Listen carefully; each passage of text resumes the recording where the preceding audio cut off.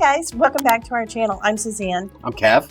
And today we've got a video for you. We're going to be talking about the 5 real estate trends in South Florida for 2024. So stay tuned. Kev, what are some of the questions? Basically, what folks are asking is it comes down to they want to know about interest rates, they want to know about availability, they want to know about what's going on with the market. But folks, they also want to know things about what's happening in the retail sector. What's up with supply and demand? What are some of the bigger things, the macro look of things that are going on in the South Florida real estate environment, in the South Florida real estate market that are going to impact what people can and should be thinking about doing in 2024? Well, that's true. And they're also asking, hey, are people still moving to South Florida? Or are they moving? Are they moving around Florida? Are they moving to South Florida? And oh, by the way, the big question that we're still getting, okay? And what would that be?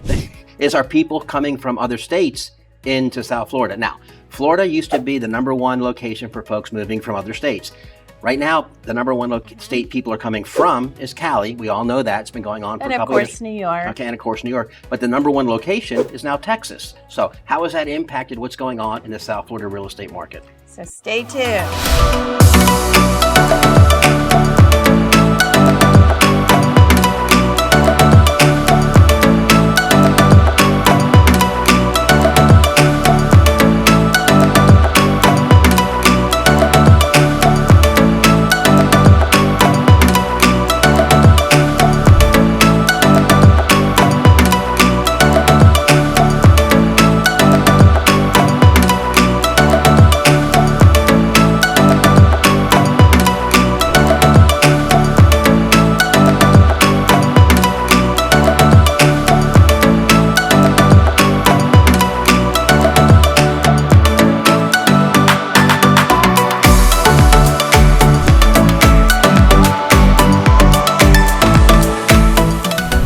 Basically, folks, the #1 thing is on everybody's mind, okay, right now is higher interest rates.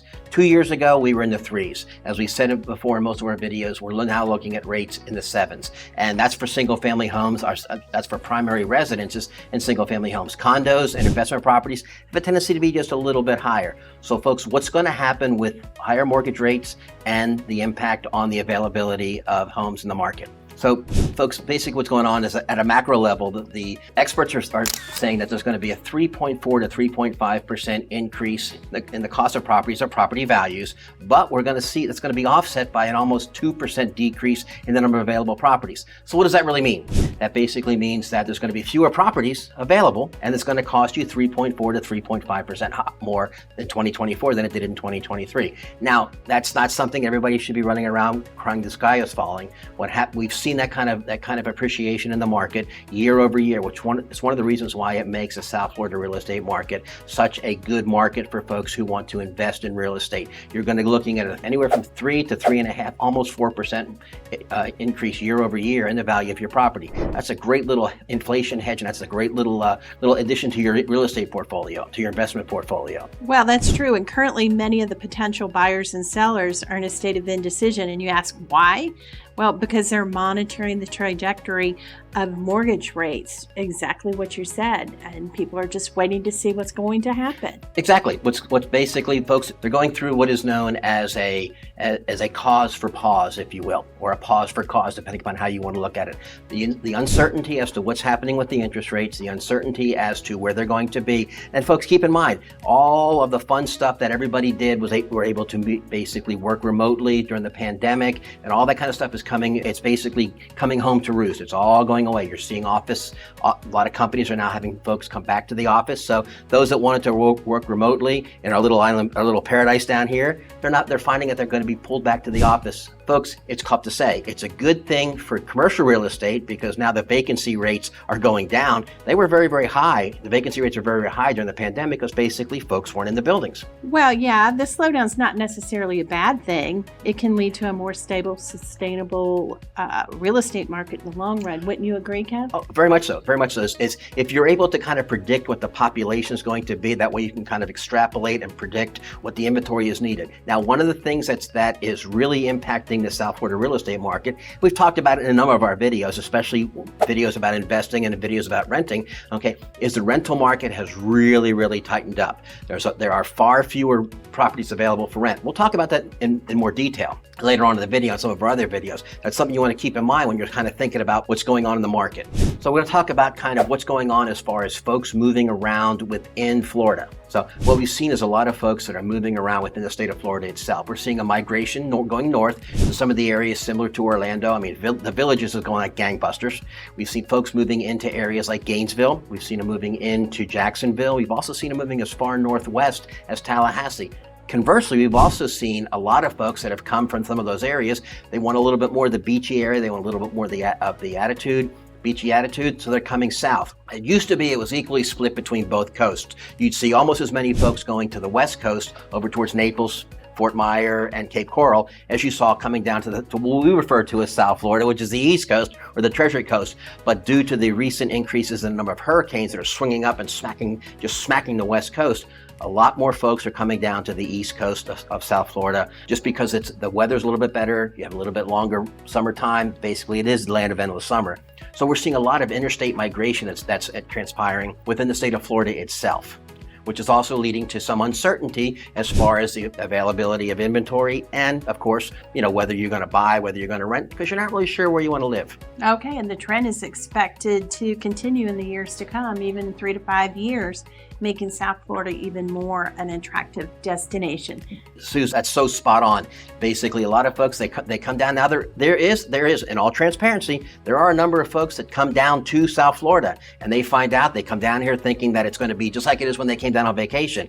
And guess what? It's not. And sometimes they do leave. Now, folks like us who came down thinking it would be like being on vacation, and guess what? We were right. It is just like it was on our vacation. So we're hanging, okay, but a lot of folks come down and they see that it's not necessarily their cup of tea, and they turn around and take off. Okay, and then there's also local Floridians that move to other states. We have some that have been moving to Georgia, Tennessee, and North Carolina. Suz, that's a great point. I mean, there's actually one of the things, and it's kind of a good news, bad news. It gives folks the opportunity to basically go out and explore some things. But the reason they're doing it is because they feel like, as true Floridians, if you will, folks that have come from this area, be it Coral Springs, Pompano Beach, be it Margate, be it Miami, be it Fort Lauderdale, Boca, wherever, they feel like the true South Florida is being diluted a little bit with everybody coming in, and they just want to go out and explore other areas. Okay, the South Florida housing market has been experiencing a significant increase in supply and demand. And Suz, you're right. And it used to fluctuate. It used to kind of go like this. Okay, but what we're seeing now is it's kind of changes a little. It's kind of going up and a kind of little more steady pace. Now, what's happening is there's a couple of factors that really contribute to that. Number one has been the recent shortage of inventory. There are a lot of folks that have looked to come down to South Florida area, and they're looking for single-family homes, which for the longest time, the inventory in single-family homes was less than a month's worth of inventory sitting on the market. Whereas with condos, condos have been relatively consistent from the standpoint of inventory, but what we're seeing is that with the advent of legislation, we've talked about that in some of our other videos, with the advent of legislation as far as reporting and regulations, condos are not necessarily, they're kind of falling a little bit behind. There's a lot of work that needs to be done in some of the condominium complexes and some of the associations to kind of keep pace with what needs to go on. The other part of it is also, we're talking about it before, there's an increase in the property values and property prices, which is understandable, which is great if you're investing. However, as we said before, with those increases in property values and increases in property prices come an increase in the cost of ownership. Okay, so you've got your high housing costs. You got high housing costs. You got the scarcity of land. Right.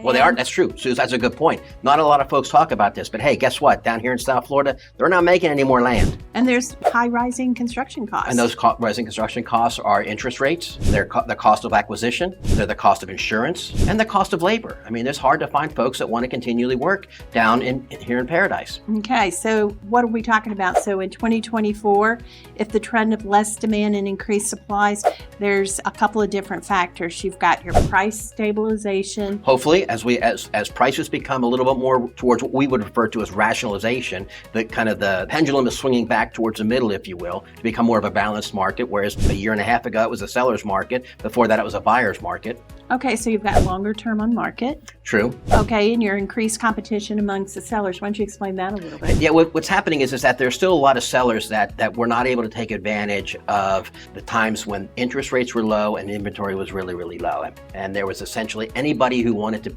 you could almost buy anything you wanted to. At interest rates at 3%, anybody could qualify for almost anything.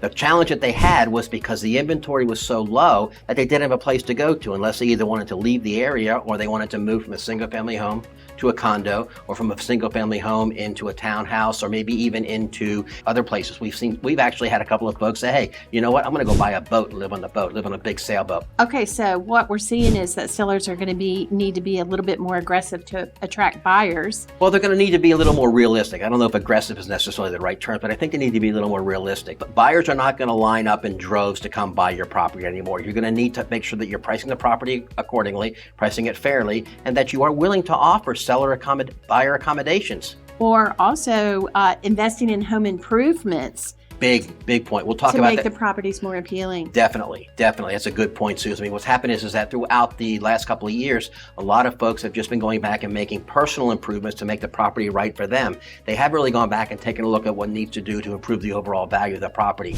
Looking at replacing the roofs, looking at putting new paint in, maybe looking at making some enhancements that make the property more appealing to everybody, not just some of those internal things to make it more appealing to you. Okay, and there might be some potential for investment opportunities.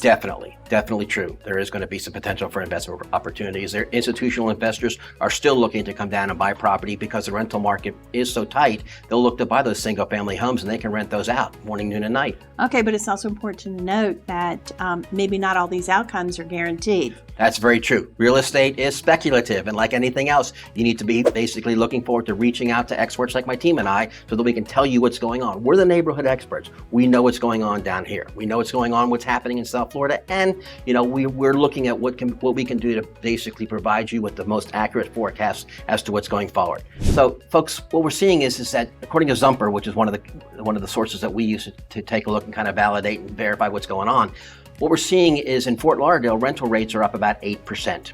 What we're seeing in Miami is it's up a whopping 25% from last year. And West Palm Beach, hey, you're leading the pack. You're up almost 29% from year over year from an increase in rental rates. That's significant. That talks about the scarcity of the rental market, and talks about how landlords and how renters are responding to that scarcity. They recognize it, they see it, and basically they're trying to capitalize on it.